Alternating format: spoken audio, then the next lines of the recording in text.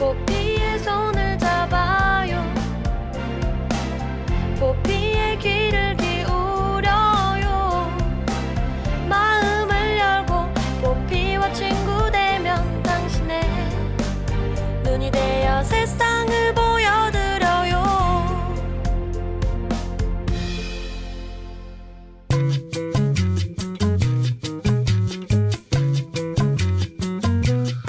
완연한 봄이지만 여전히 밤낮 일교차가 큰데요. 이런 날씨에는 기력이 떨어지기 쉽기 때문에 건강을 잘 챙기셔야겠습니다.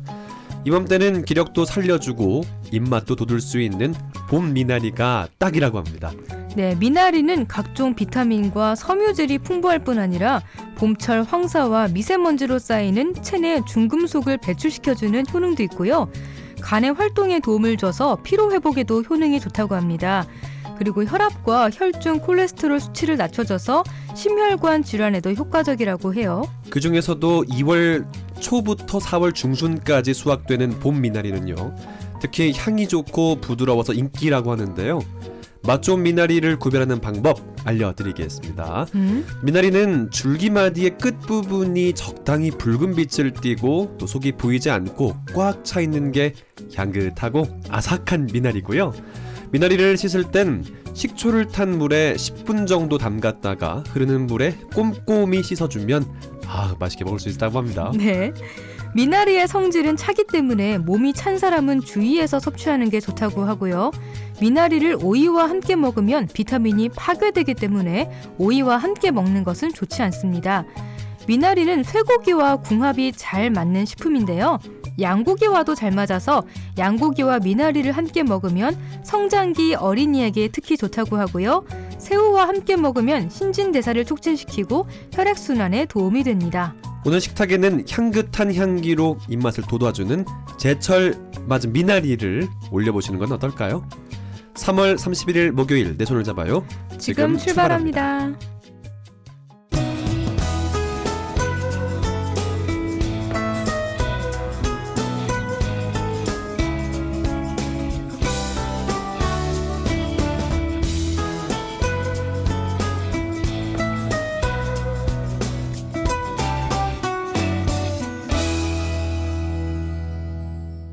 안녕하세요. 내 손을 잡아 진에게 목요일의 남자 이창훈입니다. 네, 안녕하세요. 흥옥희입니다.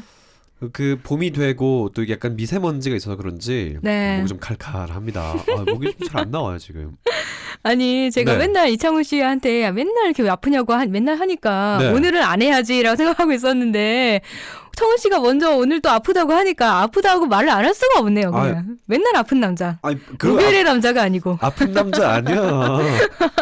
좀 이렇게 옆에서 챙겨줄 여자가 있어야 될 것 같아요. 워낙 허약하셔가지고. 사람들 오해하겠다. 허약하다니요. 네, 겉은 멀쩡한데 속이 비었어요. 그러니까 제 하드웨어적으로 굉장히 좋은데요. 네. 약간 속이 좀 부실한 느낌 좀 있을 것 같긴 한데. 네. 그래서 봄 미나리 얘기를 한 건가요? 네. 미나리 챙겨 드시라고. 미나리 좋아해요, 오키 씨? 미나리가 속이 꽉 찬 게 좋대잖아요. 오키 씨 좋아하냐고요, 미나리? 네? 미나리 맛있죠. 맛있대. 많이 안 좋아하는구나. 네, 저는 근데 미나리 하면은 요즘에 그 한 개그맨이 미는 유행어가 있거든요. 저 몰라요, 안 봐서. 이게 제일 먼저 생각이 나는데 말해도 되나 모르겠는데.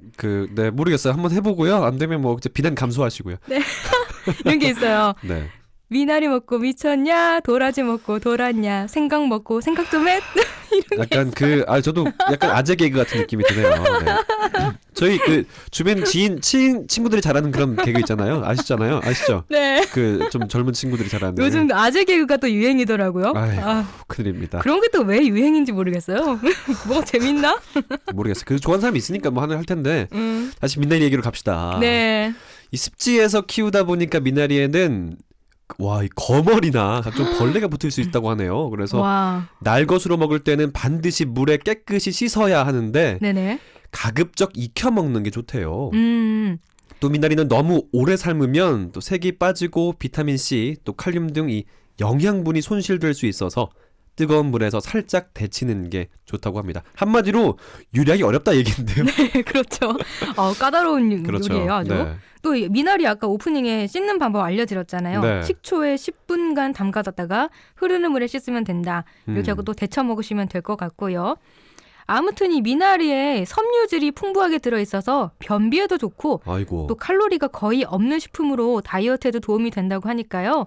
좀 손질하기가 번거롭긴 하지만 미나리 많이 드시면 몸에는 좋은 것 같아요. 아, 사실 제가 혼자 사는데 가끔 어머니가 이제 올라오세요. 그래서 밥 챙겨주시는데 미나리가 조금 봄나물에 좀 껴 있는 것 같아요. 그래서 제가 요즘에 목은 좀 갔지만 힘은 남아 있는 게 이 미나리를 먹어서 그렇지 않나.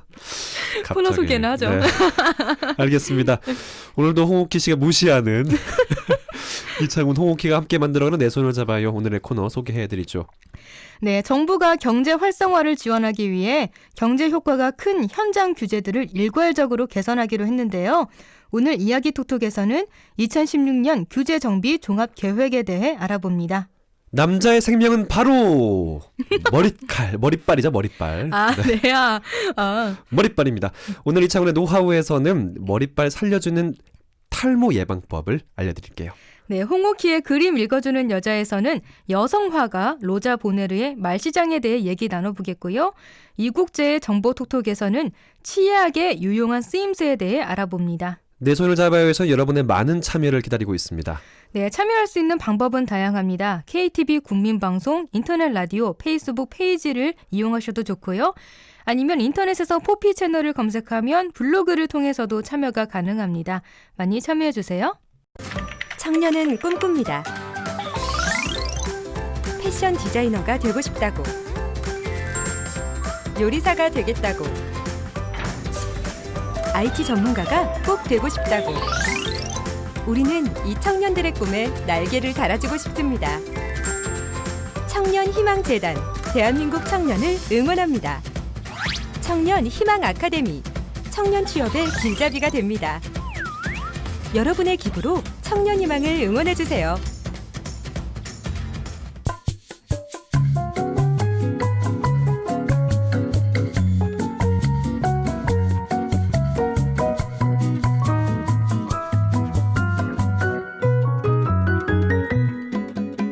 첫 코너 시작해볼까요? 자, 이번 정부에서 특히 강조하고 있는 점이 바로 규제 개혁입니다. 일반인들 입장에서는 사실 체감하기 좀 어려운 부분이기도 하지만 그렇죠. 규제 개혁으로 인해서 또 경제적인 효과가 상당하다고 들었어요. 네, 정부에서 발표한 내용에 따르면 지난해 규제 개혁으로 거둔 경제적 효과가 5조 7천억 원에 이른다고 하는데요. 야. 주요 규제 개혁 사례 200건 가운데 제도 개선이 현장에서 실행되거나 공장 증설 등 관련 인허가가 마무리돼 투자가 시작된 152건에서 5조 7천억 원의 경제적인 효과가 있었다는 거예요. 유형별로 살펴보면 투자 창출에서 4조 5,200억 원, 부담 경감 측면에서는 8,600억 원, 소득 증대에서 3,300억 원의 효과를 얻었다고 합니다. 또 나머지 48건에 대해서도 올해 안에 투자가 이루어질 계획이어서 투자가 본격적으로 이루어지면 15조 원의 경제 효과가 있을 것으로 예상하고 있습니다. 1억 5천 아니고요? 15조 원이요? 그렇죠. 엄청 1억 5천도 아니고 15조 원. 와, 이 규제 개혁 그러면 어떻게 이루어지는지 좀 설명 좀 들어볼까요? 네, 몇 가지 규제 개혁 사례를 말씀드릴게요. 네. 실제로 반월공단 공장이 있는 한 회사의 경우 도시공원을 관통하는 연결시설을 설치하지 못한다는 규제 때문에 공장 증설에 큰 어려움을 겪었었는데요. 1공장과 2공장 간 직선거리가 180m밖에 안 됐지만 그 사이에 도시공원이 위치하고 있어서 물품을 운반하거나 설비 투자를 하는 게 사실상 불가능했었습니다. 네. 다행히 도시공원 지하에 연결 통로가 설치될 수 있도록 규제가 완화되면서 이 업체는 지난해 7월 7천억 원 규모의 공장 증설 계획을 결정했고요. 글로벌 시장에서 경쟁력을 높일 수가 있었습니다. 공장 증설에 따른 신규 고용만 2천여 명에 달하는 것으로도 알려졌고요. 그리고 스마트폰을 이용해 시간 단위로 차량을 빌려서 가까운 주차장에 해당 차량을 찾아 이용할 수 있는 카쉐어링 서비스에 대한 규제를 완화한 뒤 회원 수가 40만 명에서 250만 명으로 5.3배 늘었고요. 야. 카쉐어링 서비스존은 1,400개에서 3,600개로 1.6배, 차량 수는 2,000대에서 6,500대로 2.1배가 각각 증가했습니다. 또 지난해 12월에는 말기 암 환자가 자택에서 호스피스 서비스를 받을 수 있도록 규제를 완화해서요. 간호사에게 서비스를 받는 비용이 한 건당 10만 원에서 5천 원으로 줄어든 점도 규제 개혁으로 인한 성과였습니다. 와, 참 사례들이 많네요. 그렇죠? 자, 이 규제 개혁으로 인해서 성과가 이렇게 두드러졌다 이런 얘기를 듣다 보니까 정부가 나서서 경제 활성화를 지원하기 위해서 또 경제 효과가 큰 현장 규제들을 일괄적으로 개선하겠다는 내용을 담은 2016 규제 정비 종합계획을 발표했네요. 네. 국무조정실은 이번 계획에서 3가지 원칙을 제시했는데요. 네. 규제의 근거가 되는 법령에서 특정 사항만 제한적으로 규제하고 나머지는 모두 풀어주는 방식인 네거티브 방식의 규제 개혁과 사전에 허용하고 사후에 규제를 도입하는 방식, 민간 주도하는 시스템 확립을 제시했습니다. 자, 특히 신산업 분야에 우선적으로 이 네거티브 방식의 규제 개혁을 적용하겠다는 그런 방침이잖아요. 네. 정부는 신제품과 신서비스는 일단 시장에 출시하고 사후에 보완하는 방식으로 규제 개혁의 틀을 전환하기로 한 건데요. 네. 새로운 성장 동력이 될 신산업에 대해서는 민간 전문가들로 구성된 신산업투자위원회를 신설해서 각 정부 부처에서 규제를 파악하는 기존 방식과는 별도로 직접 민간 전문가들이 규제 건의를 접수해서 해결하는 방식으로 전환하겠다는 계획입니다. 위원회에서는 생명과 안전 분야를 제외한 규제는 원칙적으로 폐지나 개선하는 네거티브 방식으로 규제를 심사하게 되고요. 드론이나 사물 인터넷 등 유망 신산업 8대 분야를 선정하고 현장의 규제 애로를 전수조사해서 해외 사례와 비교하고 국제 수준에서 규제가 최소화되도록 산업별 규제의 재설계도 추진하게 되는데요. 네.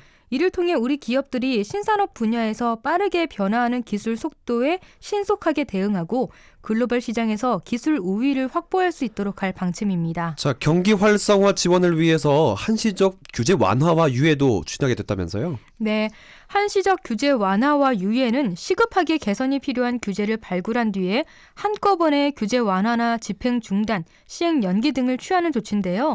이를 위해서 입지와 환경, 투자, 고용 등 기업의 경영활동과 밀접한 규제나 조선, 해운, 석유화학, 철강, 건설 등 주력 산업 분야에서 파급력이 큰 과제를 발굴해서 6월 국무회의에서 시행령을 일괄 개정할 계획이라고 합니다. 자, 이런 규제 개혁을 통해서 특히 그 중소기업이 부담을 좀 덜고 더 발전할 수 있는데 좀 도움이 됐으면 좋겠다 이런 생각이 드네요. 그렇죠. 그래서 경기 변동에 민감한 중소기업의 부담을 덜어주기 위한 프로젝트를 기획해서 중점적으로 추진하게 되는데요. 네. 그동안 많은 지적이 있었던 공공조달 입찰에 과도한 실적이나 무리한 납품을 요구하거나 지방자치단체나 지방공사의 불합리한 조달 계약 규정 등을 정비하기로 했습니다. 이를 위해서 조달청 나라장터, 중소기업청, 중기옴부즈만, 규제정보포털 홈페이지를 통해 공공조달 관련 중소기업의 현장 규제 애로를 접수할 예정이고요. 신설되는 규제에 대해서 상시 근로자가 10명 미만인 사업체는 3년 동안 규제를 면제하고 기업 규모 등에 따라 3년 후에도 면제를 유지하는 등 중소기업 차등 적용 제도도 확대할 계획입니다. 정부와 공공기관에서 중복되거나 불합리한 보고로 발생하는 기업의 행정부담 비용을 경감해주는 방안도 마련되는데요. 현장 기업 실태조사를 토대로 각종 교육 실적 보고 등 불필요한 보고는 폐지하고 중복 보고는 간소화하거나 단일화하는 방향으로 추진할 방침입니다. 현장 기업들의 개선 요구가 큰 환경 분야에 대해서도 환경 보호와 안전을 저해하지 않는 범위 내에서 불합리한 현장 규제 애로사항을 중점 발굴하기로 했습니다. 자, 그럼 인허가제와 신고제에 대한 정비도 이루어진다고요? 네, 기업 투자 관련성이 크고 신속한 심사가 필요한 분야를 중심으로 인허가를 확대하게 되는데요. 네. 인허가 처리 기간이 지나면 인허가 된 것으로 간주하는 인허가 간주제와 인허가 관계기관들이 협의 기간 중에 의견을 제출하지 않으면 협의가 이루어진 것으로 간주하는 협의 간주제를 시행하고 신고제를 인허가와 동일하게 편법적으로 운영하는 행태에 대해서는 정비하기로 했고요. 네. 각종 인허가를 할 때 법령에 없는 주민 동의서를 요구하는 등 불합리한 관행을 근절하기 위해서 현장 실태 점검도 강화하기로 했습니다. 특히 최근 강조되고 있는 공무원의 직무 태만이나 또 소극 행정에 대한 또 징계도 강화된다면서요? 네. 공무원이 직무태만이나 소극 행정을 할 경우 징계 기준을 파면까지 강화하고요. 규제 관련 사무나 법령이 불명하거나 해석하는 데 어려움이 있는 사무에 대해 담당 공무원이 사전 감사를 신청해서 감사 의견대로 업무를 시행한 이후 감사를 면제하게 하는 사전 컨설팅 감사 제도를 전 중앙부처로 확대 실시할 계획입니다. 자, 이번 규제정비 종합계획은 그럼 어떻게 추진되는 건가요? 지역 투자를 저해하는 규제나 주민생활 밀착형 규제를 중심으로 지역 현장에 부합하지 못하는 중앙정부 규제도 지속적으로 발굴해서 개선해 나갈 예정이고요. 네. 이번에 확정된 2016년 규제정비 종합계획의 추진을 위해 제도 개선부터 현장 집행으로 애로사항이 해결돼 현장에서 체감하게 되는 전 과정이 확실히 완료될 때까지 추적 관리하기로 했습니다. 이를 위해서 총리 주재로 규제개혁 현장 점검회의를 격월로 개최하고 중앙과 지자체 간의 합동 점검단을 운영해서 규제 개선 내용이 일선 지자체 현장까지 신속히 전파되도록 관리할 계획입니다. 주요 경제단체나 분야별 옴부즈만, 규제학회 등 민간 네트워크를 통해서도 현장 애로를 청취하는 등 협업과 현장 중심의 규제 혁신 노력도 강화하게 됩니다. 자, 이번 규제 정비 종합 계획을 통해서 앞으로는 더 다양하고 많은 분야에서의 어떤 규제 개혁이 이루어질 것으로 예상되는데요. 완화된 규제가 관련 산업 분야가 더 성장하고 또 그 분야에서 규제 개혁의 효과를 체감할 수 있도록 이번 계획이 잘 추진됐으면 좋겠다 생각 가져봅니다. 내 손을 잡아요에서는 여러분의 많은 참여를 기다리고 있습니다. 알고 싶은 정보가 있다, 방송에 참여해보고 싶다, 함께 나누고 싶은 사연이 있다, 모두 좋습니다. 페이스북에서 KTV 국민방송 인터넷 라디오를 검색하면 저희 페이지가 나오는데요. 주저하지 마시고 저희에게 메시지 보내주세요. 그리고 인터넷에서 포피 채널을 검색하면 블로그를 통해서도 참여가 가능합니다. 방송을 들을 수 있는 방법도 소개해드리죠. KTV 국민방송 홈페이지와 모바일 앱 팟빵으로 접속하면 실시간으로 들을 수 있습니다. 그리고 유튜브를 통해서도 만날 수 있는데요. 혹시 실시간으로 진행된 방송을 놓치신 분들은 팟캐스트 서비스를 이용하면 다시 청취하실 수 있습니다.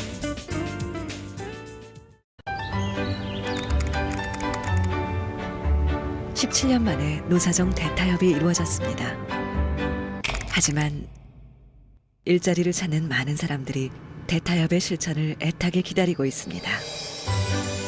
그들의 일자리가 빈자리가 되지 않도록 반복되는 쪼개기 계약은 사라져야 합니다. 일하고 싶으면 2년 더 일자리가 보장되어야 합니다.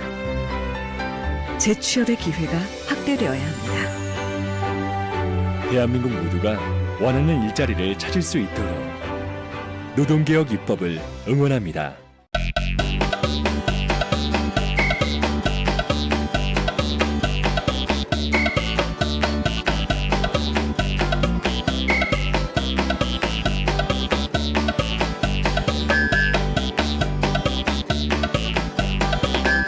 여러분은 지금 KTV 포피 채널 내 손을 잡아요 듣고 계십니다. 네, 이번 시간은 이창훈의 노하우입니다. 그래요? 창훈 씨 네. 오니까 머리숱이 많은 편 같아요. 일단 탈모 걱정은 없어 보이는데. 제가 여기서 잠시 공개를 하겠습니다. 요즘 자꾸 빠져요. 그럼 신체의 비밀이 있었군요. 자꾸 요즘에 제가 좀 펌을 하잖아요. 네. 그게 가리기 위해서. 큰일 났어요. 어떡해. 근데 창훈 씨뿐만 아니라 네. 이 젊은 남자분들 중에 탈모로 고민하는 분들이 굉장히 많아요. 많아요. 네. 맞아요. 네. 숨어 있는데 은근히 되게 많더라고요. 국내 탈모 환자만 1000만 시대라고 합니다. 그러니까 우리나라 국민 5명 중에 1명꼴로 탈모를 겪고 있고 과거엔 주로 중장년층들이 겪는 질환으로 알려져 있었는데 네. 요즘에는 남녀노소 구분 없이 발생하고 있다고 해요. 탈모 환자의 비율도 30대가 24.6%, 아이고야. 40대가 22.7%, 그리고 20대에서도 19.3%로 나타나서 실제로 젊은 층에서도 탈모가 많이 발생하고 있다고 합니다. 이게 슬픈 얘기를 하는데 자, 네. 이 탈모는 두피에서 성모가 빠지는 것을 이제 의미하는데요. 네. 보통 한국인의 머리카락의 수는 8만 개에서 10만 개 정도로 하루에 약 50개에서 70개 머리카락이 빠지는데 하루에요? 오. 진짜 하루에 100개 이상 빠지면 탈모를 의심해 봐야 한다고 합니다. 자, 네. 계속 이어가겠습니다. 네. 모발 주기가 짧아져서 머리카락에 힘이 없고 가늘어지는 것 역시 대표적인 탈모 증상이라고 하는데요. 탈모가 발생하는 원인은 아직 정확하게 밝혀지진 않았다고 합니다. 그런데 이제 유전적 원인과 또 노화, 남성 호르몬의 어떤 자극, 스트레스, 영양 부족 같은 복합적 요인이 작용하는 것으로 추정되고 있습니다. 탈모를 또 겪게 되면 외모 콤플렉스뿐만 아니라 이 대인기피증까지 유발할 수 있어서 미리 예방하는 것들이 참 중요하겠는데요. 그럼 창훈 씨는 뭐가 원인인 것 같아요? 유전? 유전인 것 같기도 하고. 아 그래요. 물어보지 마요. 네, 어쨌든 뭐 창훈 씨는 대인 기피증은 없으니까 아니, 그럼요. 그런 건 없어요. 네. 걱정되시는 분들이 많을 것 같아요. 네. 내가 탈모인지 아닌지 이것만 듣고는 잘 모르실 것 같은데 이게 확연하게 알아볼 수 있는 방법이 있을까요? 탈모 의심 증상 10가지를 한번 소개해 드릴게요. 자, 몇 개나 해당되는지 한번 다 점검해 보십시오. 네, 첫 번째 1. 이마가 점점 넓어지는 느낌이다. 이거 확실할 것 같네요. 두 번째, 모발이 가늘고 부드러워지며 힘이 없다. 셋, 하루에 100개 이상 모발이 빠진다. 넷, 두피가 가려우면서 비듬이 심한 증상이 6개월 이상 지속되고 있다. 다섯, 네. 두피를 눌렀을 때 가벼운 통증이 느껴진다. 오, 여섯, 앞머리와 뒷머리의 굵기 차이가 많이 난다. 7. 가슴에 털, 수염 등 몸에 털이 갑자기 길어지고 굵어진다. 오, 8. 두피에 피지가 갑자기 증가한 것 같다. 9. 습관적으로 머리를 자주 긁는다. 10. 엄지와 집게손가락으로 머리카락을 약 100개 정도 잡아당겼을 때 5개 이상 빠진다. 아, 이 목소리 때문에 더 슬퍼 보여요. 네. 여러분들 좀 느끼시라고. 몇 가지나 해놨는지 궁금한데요. 자, 10가지 탈모의 의심 증상 중에서 5개 이상이 해당된다면 탈모를 의심해봐야 합니다. 네, 특히 이 탈모 그 증상이 있을 때 몸의 털이 갑자기 길어지고 굵어진다는 게 되게 신기하네요. 아, 그렇죠. 전 원래 길어가지고 굵고. 자, 네, 자, 네, 왜요? 이 탈모가 봄철에 특히 심해진다고요. 맞아요, 맞아요. 봄이 심해집니다. 이게 봄은 계절의 특성상 탈모가 심해질 수 있는데 일교차가 커서 두피의 어떤 유수분 밸런스가 조절이 좀 잘 안 되지요. 그래서 두피가 각질이 좀 증가하는 시기이기 때문에 네. 그렇게 되고요. 특히 미세먼지나 황사처럼 외부 유해 요소가 두피에 쌓이면 이 두피의 모공을 막아서 두피의 호흡을 방해하고요. 모근을 만드는 모낭세포의 활동을 또 저하시킬 수 있다고 합니다. 이 때문에 모발이 가늘어지고 작은 자극에도 머리카락이 쉽게 빠지는 거죠. 네. 그런데 사실 탈모가 남성들한테만 나타나는 게 아니잖아요. 맞죠. 여성분들도 의외로 탈모로 고민하는 분들이 많다고 합니다. 여성분들도 탈모 증상이 나타날 수 있죠. 지금 말씀하셨던 것처럼 특히 네. 여성 탈모는 유전적인 부분보다는 환경의 영향을 좀 많이 받는다고 합니다. 정수리와 축두부를 중심으로 해서 발생하고요. 출산이나 다이어트, 또 갱년기, 폐경 뭐 이런 특정 시점에 급격히 진행된다고 합니다. 야, 역시 출산 이후에 좀 여자분들이 아무래도 좀 몸이 망가지는 경우가 많은 것 같아요. 망가진다고 표현하면 되죠. 네, 그럴 수 있죠. 자, 출산한 여성 대다수가 산후 탈모를 좀 고민하는 부분이 많은데요. 임신을 하면 태반에서 분비되는 여성 호르몬인 에스트로겐의 수치가 급증하는데 이 호르몬이 모낭의 성장을 촉진해서 임신 전보다 머리카락이 잘 빠지지 않게 한다고 하고요. 그러다 출산 후에는 에스트로겐 수치가 줄어들어서 모발이 한꺼번에 빠져나가 탈모가 나타나게 된다고 합니다. 너무 놀라시는데? 네. 자, 산후 탈모는 6개월부터 빠지는 머리카락의 양이 줄어들게 되고요. 또 1년 이내에 회복된다고 합니다. 근데. 다행이네요. 특정 시점이 아니라 어느 날 문득 머리카락 빠짐이 늘어졌다고 생각하면 탈모 자가 진단을 한번 해보시는 게 좋습니다. 네. 그러면 여성도 이런 탈모 자가 진단이 있는 거죠? 있죠. 네. 웃기시다 한번 해보실래요? 네네. 첫 번째, 1. 자고 일어난 베개에 빠져있는 머리카락 수가 5개에서 10개 사이다. 그렇게 우울하게 말해야 되나요? 네, 일부러요. 2. 샴푸 후 드라이할 때 바닥에 떨어진 머리카락 수가 20개에서 30개 사이다. 3. 머리를 4구역으로 나눠 훑었을 때 빠지는 머리카락 수가 5개에서 10개 사이다. 4. 정면에서 거울로 봤을 때 빗꼬리로 앞가르마가 가려지지 않는다. 5. 50개 정도의 머리카락을 두피가 들릴 정도로 당겼을 때 3개 이상 빠진다. 6. 거울로 정수리를 봤을 때 머리카락 사이로 두상이 보인다. 7. 머리카락이 점점 가늘고 옅어진다. 8. 빠진 부위에는 짧은 머리카락이 솜털처럼 가늘다. 자, 한두 개에 해당된다면 탈모 초기 단계로 이제 본격적인 탈모가 진행될지 않을지 좀 봐야 될 것 같고요. 예방 차원의 두피 케어를 좀 시작해 보실 될 것 같아요. 또 두피와 이 두피의 피지와 노폐물이 쌓이지 않게 좀 해 주셔야 될 것 같은데. 네. 자, 여기서 만약 3개에서 5개 정도가 해당된다면 탈모를 좀 의심해 봐야 됩니다. 초기 탈모가 진행되고 있는 상태라면 이 병원에 가서 두피 진단을 좀 받는 게 정확하겠죠? 저는 한두 개 정도 이렇게 해당이 되는 것 같은데. 가볼래 병원에요? 근데 저는 이렇게 관리만 열심히 하면 되는 그런 단계잖아요. 알겠어요. 네. 이제 그럼 어떻게 해요? 그러면 탈모 예방해야 되잖아요. 네. 어떻게 하면 되죠? 자, 뭐 다 똑같은 얘기예요. 충분한 수면, 균형 잡힌 식단, 뭐 그러면 다 그게 중요한 얘기죠. 뭐 예. 스트레스도 탈모의 원인이 된다고 합니까? 네. 하니까요. 또 평소 스트레스를 잘 관리하는 것도 필요하다고 하고요. 네. 그리고 머리카락에도 혈액을 통해서 영양분이 공급될 수 있도록 두피를 적당히 자극해 줄 수 있는 마사지로 두피 혈액 순환이 원활하게 해주면 되게 좋다고 합니다. 네네. 혈관을 수축시키고 혈액의 흐름을 방해하는 니코틴이 들어있는 담배는 안 피시는 게 좋겠죠? 네. 자, 그리고 강한 햇빛에 장시간 노출되면 머리카락이 탈색되고 건조해진다고 합니다. 그래서 햇빛에 장시간 노출되지 않도록 해주셔야 되는 게 가장 중요하겠죠. 네, 그렇게 뭔가 일반적인 얘기를 이렇게 쭉 들어봤는데, 네. 근데 우리가 무심코 하는 생활 습관 중에 탈모를 부르는 잘못된 생활 습관이 있대요. 있죠. 생활 습관만 바꿔도 어. 바뀝니다. 예방할 수 있어요. 네네. 먼저 아침에 머리 감으시는 분들 있죠. 저요. 그렇죠. 네. 근데 탈모가 좀 걱정이 있는 분들은 머리는 저녁에 감는 게 좋다고 하네요. 아. 저녁에는 온종일 쌓인 먼지와 피지가 막 두피 막 달라붙잖아요. 가득하잖아요. 네네. 그러다 보니까 저녁에 머리를 감아서 두피와 모발을 청결하게 해주는 게 좋습니다. 아침에 머리를 감고 잘 말리지 않는 상태에서 외출하는 것도 잘못된 습관이라고 하는데요.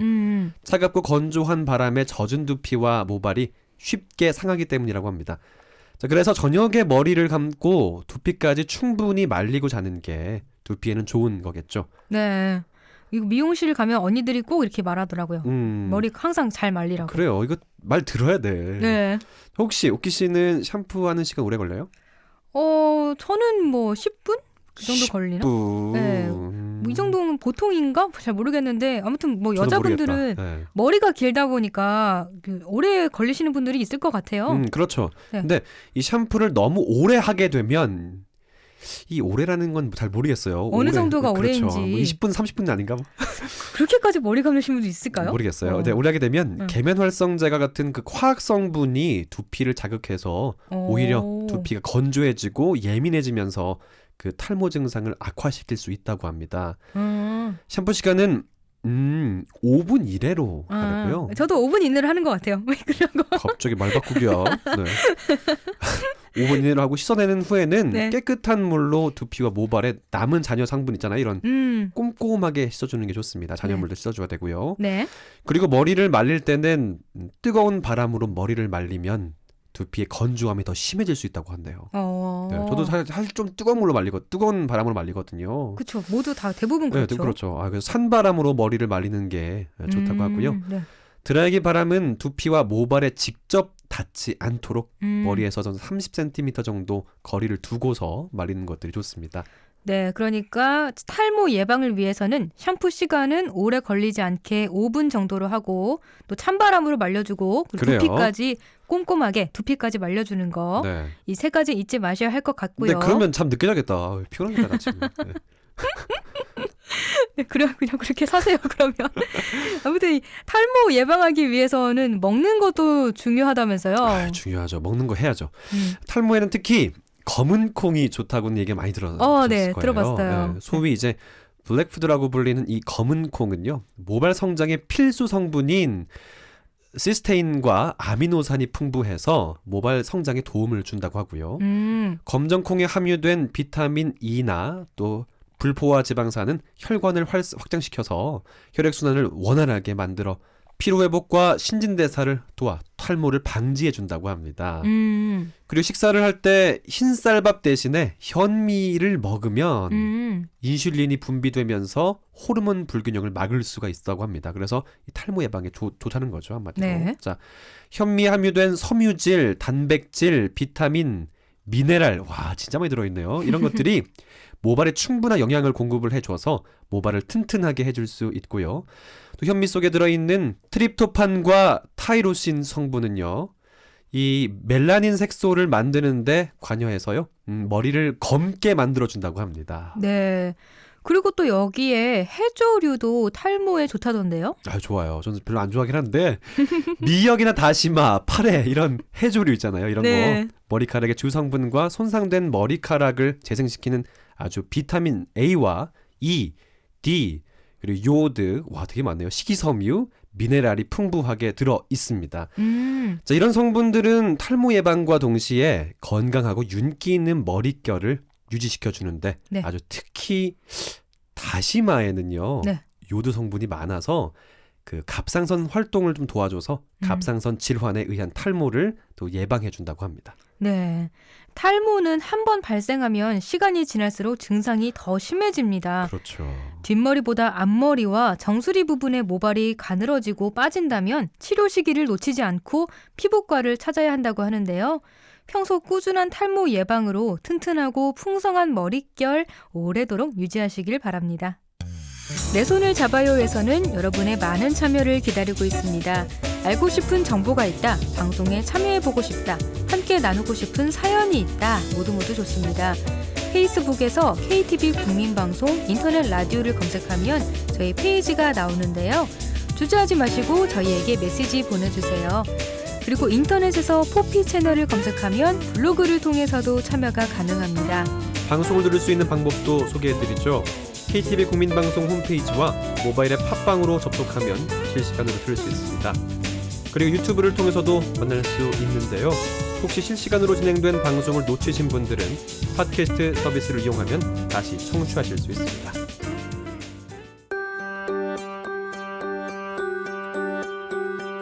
핀테크는 이미 시작되었습니다. 결제, 송금, 은행 업무 등 우리는 예전보다 간편하고 빠르게 사용하고 있습니다. 새로운 방식으로 예금, 보험, 펀드, 편리한 생활을 누리고 있죠.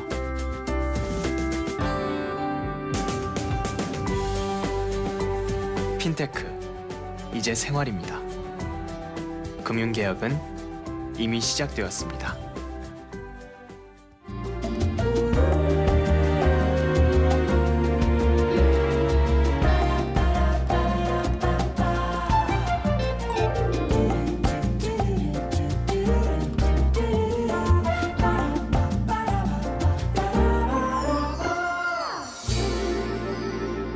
이번엔 그림 읽어주는 여자입니다. 오늘은 어떤 명화 만나볼까요? 네, 오늘은 로자 보네르의 말시장에 대해 살펴봅니다.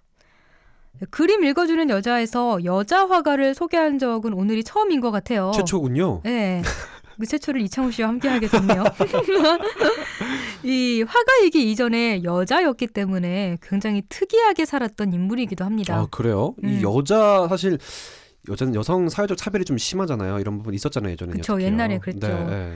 이 보네르는 1822년 프랑스 보르도에서 태어나 6살 때 파리로 이주해서 살았어요.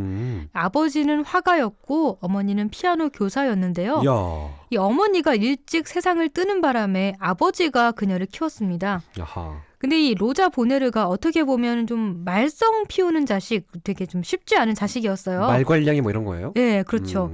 근데 그런 아버지는 그 보네르를 되게 훌륭한 화가로 나름대로 잘 키워냈습니다. 이 보네르가 우리가 막 생각하는 어떤 그 모범생 아니었네요. 그렇죠. 네, 저는 사실 뭐 이렇게 저도 사실 말썽 많이 피우긴 했는데. 이게 그러니까 사람들이 볼 때는 안 피우고요. 없을 때 이렇게 좀 이중적인 생활. 그게 더 무서워. 나쁘네요. 네. 괜히 말했다. 네. 그렇게 뭐 착실한 네. 학생은 아니었다는 거 오늘 알았습니다. 네, 탈모도 있고. 왜 그래요? 큰일이네. 네. 네, 아무튼 이 보네르는요 좀 천방지축 기질도 있고 통제불능 이데다가 또 에이그. 난독증까지 있어가지고 글자를 읽지 못하는 학생이었어요. 아이고야. 네, 그래서 처음에는 남동생들과 함께 남자 학교에 들어가서 생활했다가 이후에 여자 기숙 학교에 들어갔는데 이 난독증으로 학교 생활을 힘들어하면서 결국에는 학업을 그만뒀습니다. 아하. 아버지는 여느 여자들처럼 공방에 보내서 재봉질을 배우게 하려고 했는데요. 이것도 보네르와는 아주 맞지 않는, 궁합이 맞지 않는 일이었어요. 약간 좀 천방지축의 아가씨인데 이게 재봉틀이요? 좀 뭔가 좀 진짜 상상이 안 되네요. 네. 좀 억지로 끌려갔을 것 같아요. 이거. 결국 아버지는 이 보네르를 참한 아가씨로 키우는 일을 단념해요. 워낙 아이, 싫어하니까. 그럴 수밖에 없죠. 뭐. 네. 그래서 자신이 화가니까 딸에게도 그림을 가르치기 시작했어요. 여기에는 그 아버지가 사회주의적 기독교 교단인 생시몽주의를 신봉한 이유도 있다고 합니다. 아. 생시몽은 미래의 구세주가 여성일 것이라고 예언하면서 여자도 남자처럼 교육하고 평등한 기회를 줘야 한다고 주장을 했거든요. 야.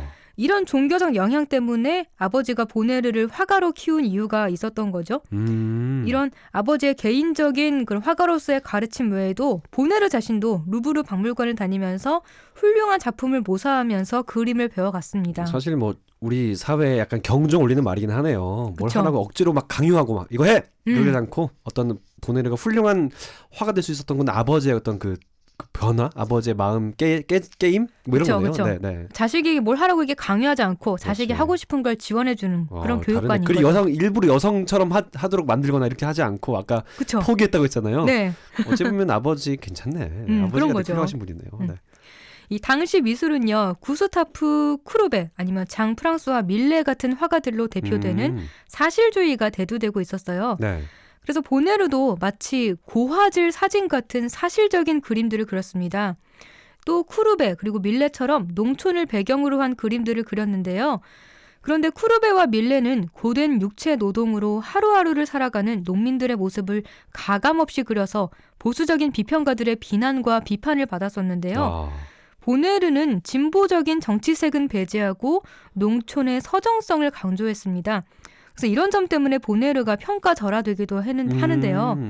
근데 이미 좀 여자라는 당시 사회로서는 태생적인 한계를 가지고 있었던 보네르가 그럼 뭔가 사회 비판적인 느낌까지 담아내는 그림까지 그린다는 거는 너무 힘들고 어려운 길이었다는 평가도 있어요. 그렇게 참석해 보면 이 보네르가 비평가들한테 눈에 거스르지 않게 좀 그림을 그릴 수밖에 없었던 그런 이유가 있었네요. 네, 그렇죠.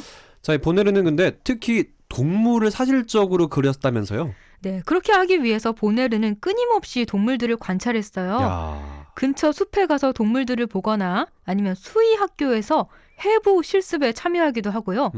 또 자신의 아틀리에 근처에 사육장을 만들어서 두기도 했습니다. 또 몇 달 동안 농가에 머물면서 소와 양, 염소 등의 움직임을 관찰하기도 했고요.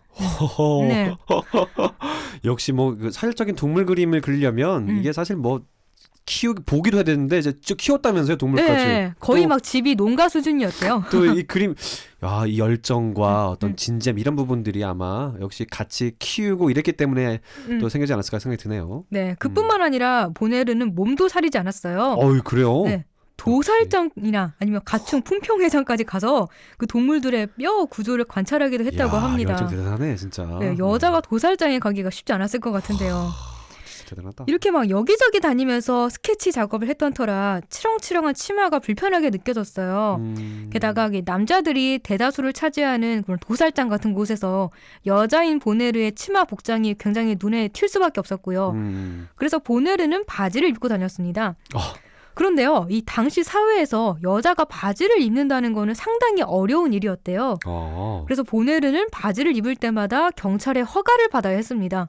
근데 그런 수고를 무릅쓰고 바지를 입고 다니면서 이 여기저기 들쑤시고 다니는 이 여자를 굉장히 안이 곱게 보는 사람들이 많았어요. 아, 진짜 사회활동한 여자가 그 당시에 진짜 힘들었네요. 네. 제일 웃긴 게 바지 마음대로 못 입고 내가 흥분하네. 바지 입으려면 경찰 허락받아야 되고 내가 입겠다는데 경찰이 나를 허락해줘야 돼. 인권 아유 그랬네요. 그 당시 그랬구나. 네, 아무래도 그렇죠. 아이고, 네. 그런 노력의 결과 보네르의 그림은 결국 많은 사람들에게 인정을 받았습니다. 역시 1841년 파리 살롱에 전시하기 시작하면서부터 그 이후로 1853년까지 매해 살롱에 자신의 작품을 전시했어요. 네. 그러다가 26살 때인 1848년 살롱에서 대상을 받았고요. 그리고 니베르네의 쟁기질이라는 작품으로 파리 미술시장에 진출했었고요. 또 오늘 소개할 말시장으로 국제적인 명성까지 얻었습니다. 이 말시장은 영국의 빅토리아 여왕이 자신의 윈저성에 전시하기를 원할 정도였어요. 그만큼 보네르의 작품은 영국 그리고 미국에서 인기가 높았습니다. 아하. 또 1855년에는 오베르뉴에서의 건초 수학으로 파리 만국 박람회에서 금메달을 수상하기도 했고요. 야. 마침내 1865년에는 외제니 여왕으로부터 여성 최초로 레지옹 도네루 훈장을 수여받기까지 했습니다. 여성 최초로 네. 레지옹 도네르 훈장. 이거 어떤 거예요? 이 훈장은요, 프랑스 최고 권위의 훈장이에요. 1802년에 나폴레옹이 처음으로 만들었습니다. 이 훈장은요, 정치, 경제, 문화, 종교, 학술, 체육 등 각 분야에서 공로가 인정되는 사람에게 수여하는데요. 지금은 대통령이 직접 수여를 한다고 합니다. 그런데 어떤 업적을 취하기 위해서, 어떤 특정 업적을 위해서 내린다기보다는 영예로운 삶을 산 사람에게 주는 그런 훈장이기 때문에 만약에 훈장을 받은 후에 그 명예를 실추시키는 일을 하면 훈장이 취소가 된다고 합니다. 그러니까 이 훈장을 받은 사람은 정말 꾸준히 죽을 때까지 그런 영예로운 삶이라는 그런 가치를 잃지 않고 살아야 되는 거겠죠. 그렇죠, 그렇죠. 이 훈장을 받은 사람 중에 흥미로운 분야로는 1998년 프랑스 월드컵에서 우승한 프랑스 대표팀 22명 전원이 훈장을 받았었고요. 야. 또 한국인도 이 훈장을 받았는데요. 그래요? 이건희 삼성전자 회장, 네. 그리고 조양호 한진그룹 회장, 지휘자 정명훈, 그리고 영화감독 이창동, 임권택 감독 등이 수상했습니다. 와, 그 임권택, 이창동. 야, 네, 정말 되게 많은 분이 받았는데. 그렇죠. 좀 뭐 프랑 최고 권위의 훈장 받았다는 거잖아요, 우리나라 사람들이요. 네, 자, 아무튼 뭐 이 훈장을 여성 최초로 로자 보네르가 받았다는 거잖아요. 그렇죠. 그러니까 이 여성 여자가 최초로. 더 대단한 거죠. 대단하네요, 이 진짜. 알게 모르게 사회에 만연했던 그 여자에 대한 사회적 편견을 극복한 거니까요. 그렇죠. 이렇게 화가로서 성공할 수 있었던 데는 아까 말했듯이 아버지의 지원과 영향이 컸습니다. 이 딸이 그림을 그릴 때면 항상 곁을 지켜주면서 다독여주고, 그리고 그림으로 큰 상을 받아오면 딸보다 더 기뻐하는 게 아버지였어요. 야. 그런데 보네르의 대표작 중에 하나인 니베르네의 쟁기지를 완성하고 얼마 후에 아버지가 세상을 뜨고 말았습니다. 그래서 보네르는 이 작품을 판 돈으로 아버지의 장례식을 치러야 했어요. 이 네. 작품 보네르 개인적으로는 좀 참 아픈 작품이었다는 생각이 드네요. 네, 자, 그렇죠. 이제 그러면 이제 작품 보는 시간인가요? 네. 네, 함께 작품들 감상하시죠. 통제불능에 사고뭉치이면서 난독증으로 글을 읽지 못했던 로자 보네르는 여러 학교를 전전하다 결국 학업을 그만두고 아버지 손에 키워졌습니다. 아버지는 처음에 그녀에게 여느 여자처럼 재봉하는 법을 배우게 했지만 그런 얌전한 취미는 로자 보네르의 천성과 맞지 않는 일이었습니다. 결국 화가였던 아버지는 그녀에게 그림을 가르쳤고 그녀가 화가로서 성공할 수 있도록 아낌없이 지원해줬습니다. 그녀는 평생 동안 동물의 행동, 습성 등을 면밀히 관찰하면서 전문적인 동물 화가로 활약했습니다. 자신의 아틀리에에 사육장을 만들어 동물을 직접 키우면서 관찰하기도 했고 필요하면 농가에 몇 달간 머물며 소와 염소, 양 등을 살펴봤습니다. 심지어 도살장에 가서 동물들의 해부된 모습과 뼈 골격을 관찰하기도 했는데요. 여자로서 너무 눈에 띄지 않도록 남장을 하고 다녔습니다. 당시에는 여자가 바지를 입으려면 경찰의 허가를 받아야 했습니다. 사회의 따가운 시선을 피하기 위해 보네르는 매번 경찰의 허가를 받아 바지를 입고 동물들을 보러 다닐 정도로 열성적이었습니다. 이렇게 세심한 관찰 결과 1849년 마치 고화질 사진 같은 사실적인 그림 니베르네의 쟁기지를 완성했습니다. 여러 마리의 소들이 느릿느릿 발걸음을 옮기며 밭을 갈고 있는 풍경에 소들이 갈고 있는 흙은 보슬보슬 일어나 있어 실제 눈앞에서 보는 듯한 느낌을 줍니다. 보네르는 이 작품으로 파리 미술시장에 진출했고 그녀의 이름을 알릴 수 있었습니다. 2년에 걸쳐 완성된 대작 말시장은 그녀를 프랑스를 넘어 영국과 미국에까지 진출하게 한 작품입니다. 영국 빅토리아 여왕이 이 작품을 자신의 윈저성에 장식하고 싶다고 부탁할 정도였습니다. 이 작품으로 보네르는 세계적으로 유명한 여성 화가가 됩니다. 이 작품의 배경은 파리 오피탈 거리에서 열리는 마을 시장입니다. 보네르는 남장을 하고 2주일에 한 번 열리는 말 시장에 방문해 1년 반 동안이나 세심하게 말들을 관찰했습니다. 가로로 긴 캔버스에 백마, 흑마, 황마 등 노르망디산 말들이 흥분한 듯이 거칠게 모래바람을 일으키며 달리고 있습니다. 한 남자는 고삐를 잡아채며 말을 길들이려고 애씁니다. 그녀의 섬세하면서도 거침없는 붓끝에서 탄생한 수십 마리의 말들과 휘날리는 갈기, 그리고 역동적인 움직임은 땅이 울릴 듯 힘찬 에너지가 느껴집니다. 말을 타고 달리거나 줄로 끌며 걸어가는 기수들의 모습도 생동감이 넘칩니다. 이 그림의 가운데 푸른 셔츠에 검은 모자를 쓰고 꼿꼿이 앉아 말을 타고 있는 사람은 보네르 자신입니다. 온통 남자들뿐인 곳에서 당당하게 말을 타는 그녀의 모습은 여성에 대한 관습적인 편견을 타파하고 독립적이고 용감한 여성으로 비춰지기에 충분했습니다. 끈질기게 동물을 관찰하는 그녀를 보고 어떤 사람은 당신은 사회적이지 못한 분이군요 라고 말하기도 했습니다. 그러자 보네르는 자신은 야생동물들이 있는 사회에서 그들과 친구라고 대답했습니다. 당시 사회의 여자들처럼 집에서 바느질만 하기보다 몸을 사리지 않고 동물들을 관찰하고 사실적으로 그림을 그려낸 보네르는 사회적 편견에 맞선 페미니스트였고, 그녀의 영예로운 업적을 인정한 프랑스 정부는 레지옹 도네로 훈장을 수여했습니다. 작품을 봤는데요. 이 보네르는 자신의 삶이나 작품에서도 마찬가지로 당시 관습상 사회적으로 굉장히 좀 불리한 위치였잖아요. 네. 그런데 열정과 노력과 관찰과 이런 거에서 성공을 쟁취한 사람이다. 또 그쵸. 아버지의 또 도움도 있었고요. 예. 네, 그 딸을 믿고 응원해준 아버지가 있었다는 것도 보네르가 성공할 수 있었던 이유였어요. 오늘은 이렇게 성공한 여성 화가 로자 보네르의 말시장을 살펴봤습니다. 청취자 여러분도 듣고 싶은 작품이 있으시다면 페이스북 KTV 국민방송 인터넷 라디오 페이지나 저희 블로그에서 남겨주시면 되니까요.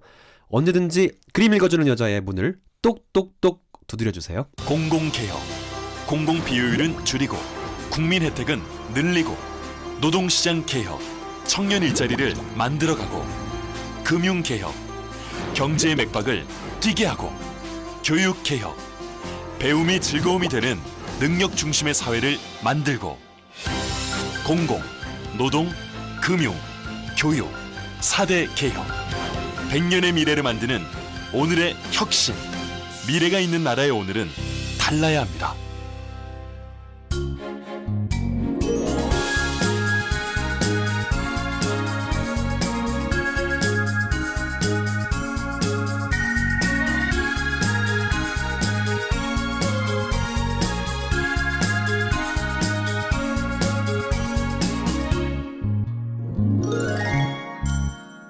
이번 시간은 이국제 정보 톡톡입니다. 생활 속 유용한 정보들을 소개해드리고 있는데요. 오늘은 어떤 정보 기다리고 있나요?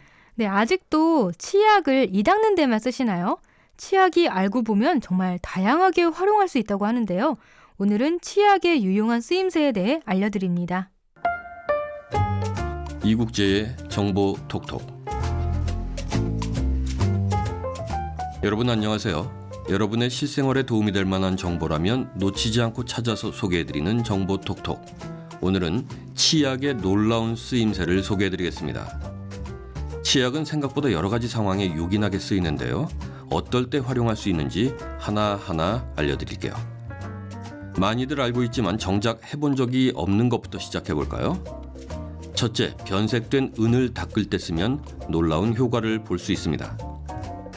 은으로 된 물건이 누렇게 변색됐다면 용기 내서 치약을 약간만 묻히세요.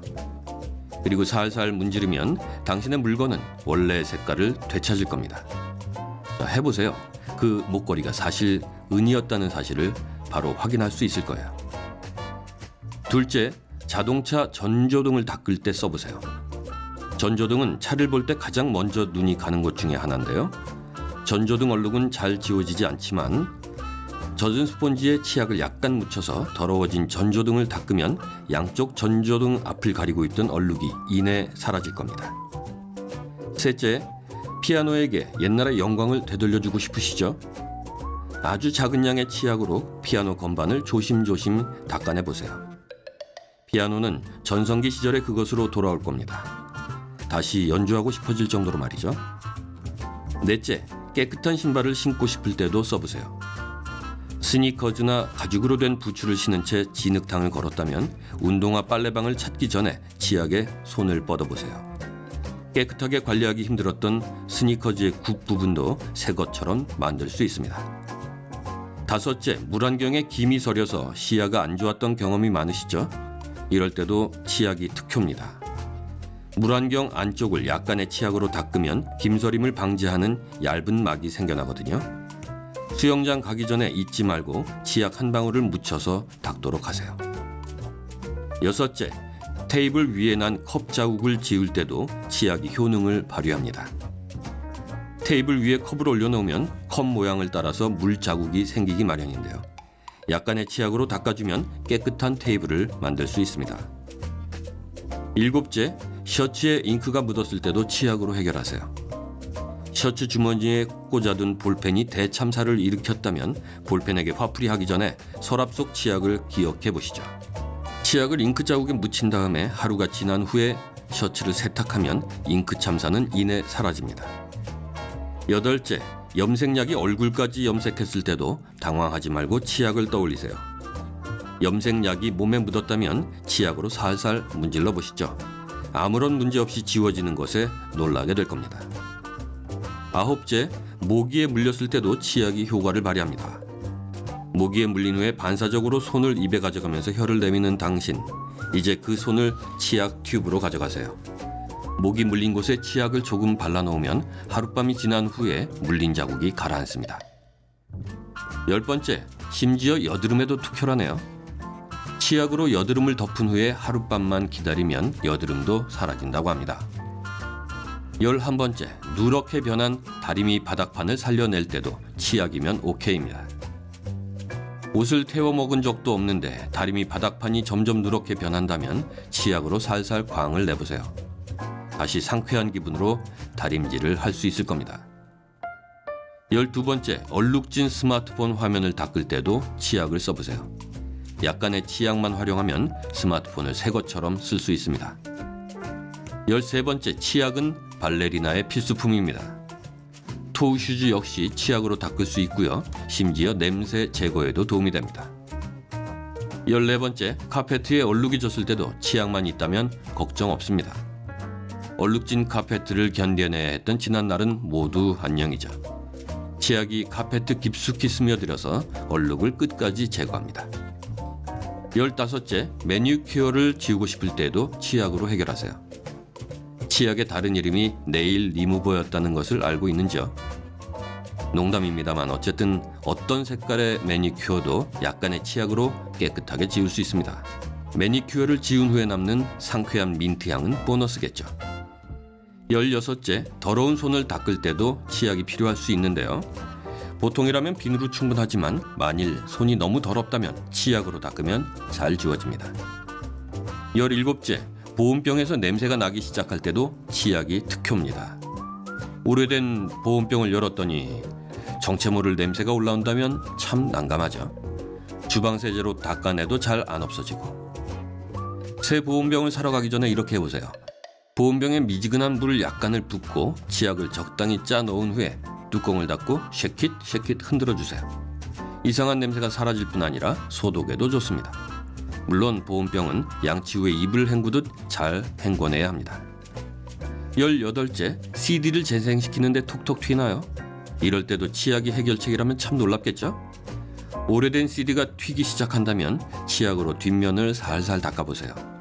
닦아낸 후에 반짝반짝 빛나는 CD는 좀처럼 튀지 않습니다. 네, 오늘 정보톡톡에서 알려드린 18가지 치약의 효과. 여러분이 잘 기억했다가 실생활에서 활용한다면 이런저런 용도별로 나와 있는 세제들을 사둬야 할 필요가 줄어들 겁니다. 여러 용도의 세제들을 사기 전에 치약으로 닦을 수 있는 것은 아닌지, 오늘 말씀드린 것 중에 해당되지 않는지 잠시 확인해 보세요. 지갑 속에 돈도 아낄 수 있고 정체 모를 화학 제품을 쓰는 빈도도 줄일 수 있을 겁니다.